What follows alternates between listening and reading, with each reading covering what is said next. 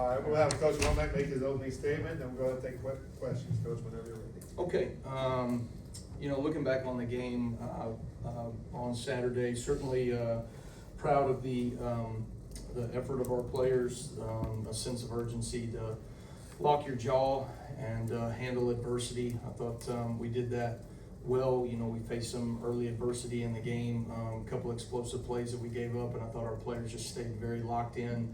Our sideline was fantastic in terms of the just how locked in our players were. The communication between players and coaches is what a sideline should look like, and I thought we took steps in the right direction there.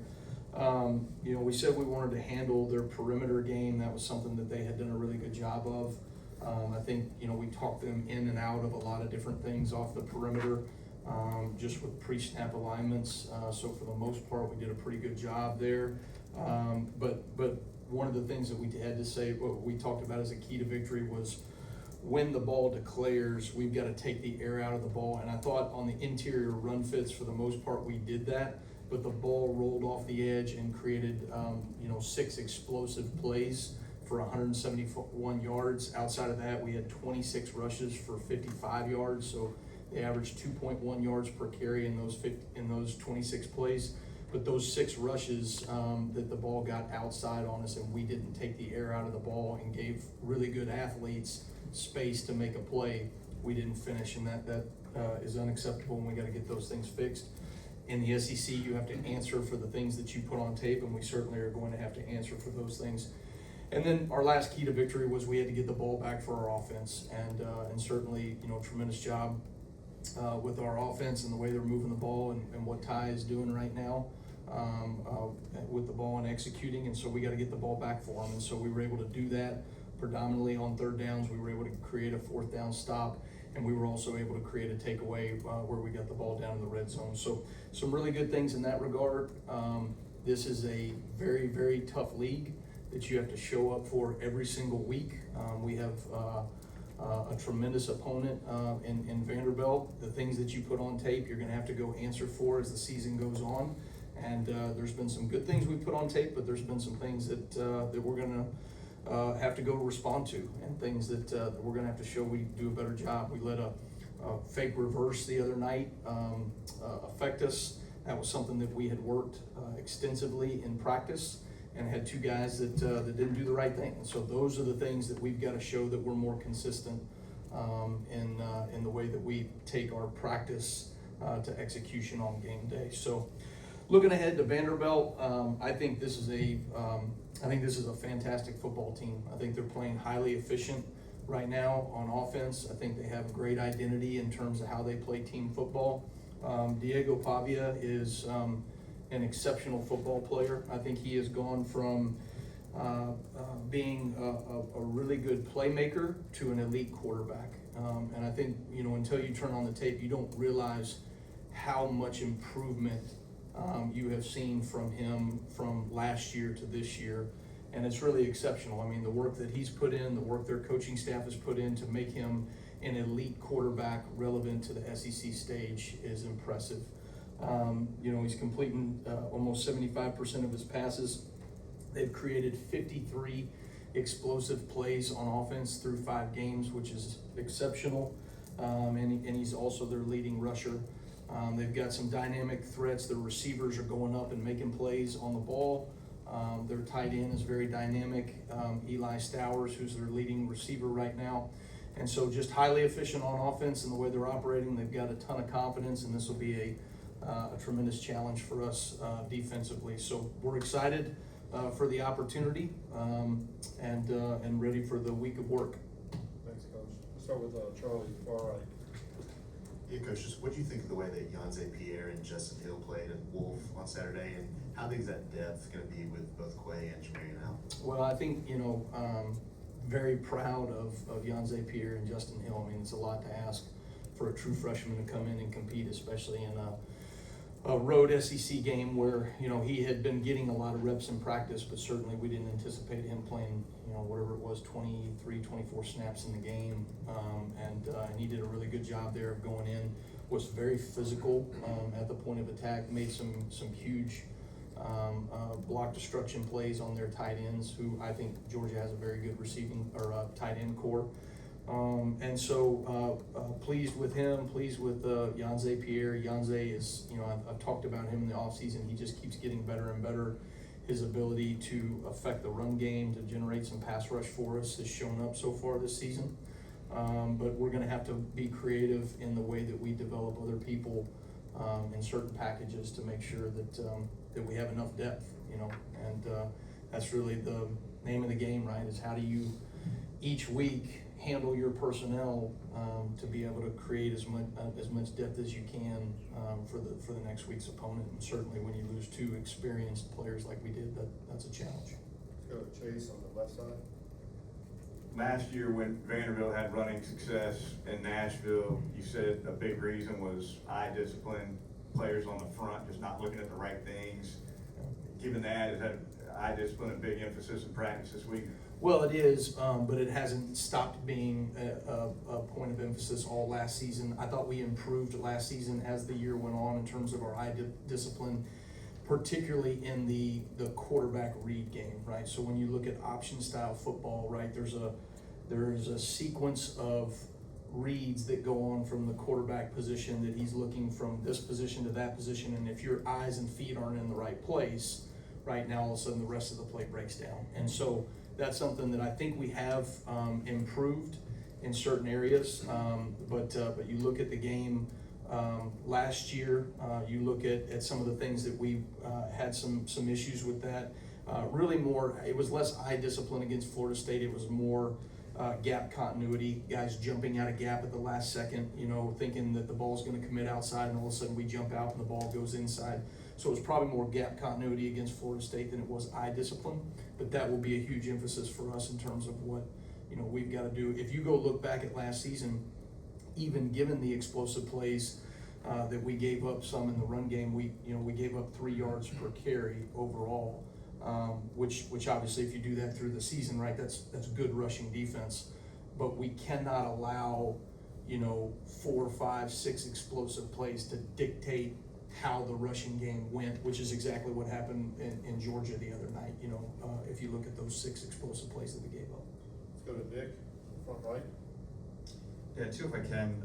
First off, Ty made sure to come find you right after the game. Kind of walk us through, what that moment was like and also your relationship there. And then also this Vanderbilt offense, a lot of the same players, Cheryl, Stowers, Pavio, they gave you guys trouble a year ago, are back again. How much does that familiarity help in defending that? Yeah.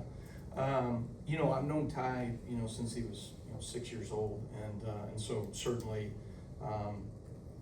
this is a team that I think is playing with an edge right now. I think Ty is a huge piece to us playing with an edge. I think defensively we're playing with more of an edge.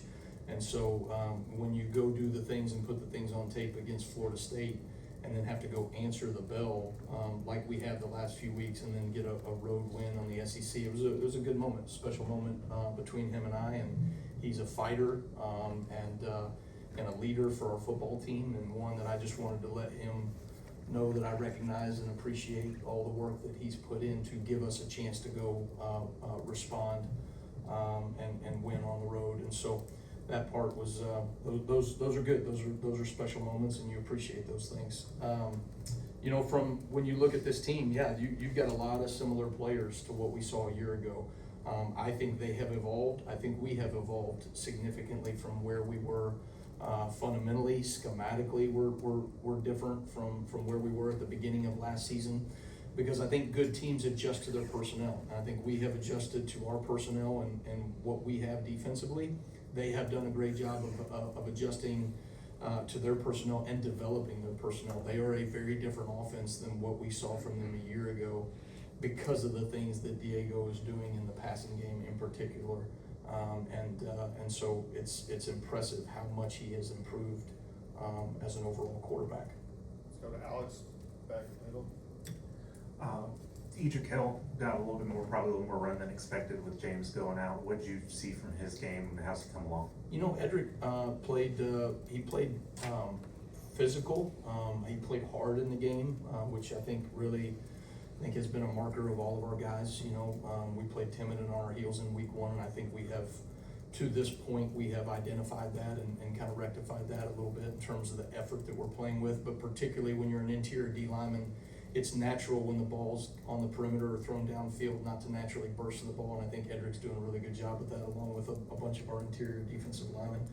You know, some of that youthful interior D line is critical. I mean, you know, gosh, it was an area of concern going into the season, right? That we had, you know, youthful players that were on the interior that were going to have to step up for us, but then all of a sudden, you know, you lose Tim Keenan, and then Jeremiah Beeman goes down, which, you know, makes for a very difficult situation.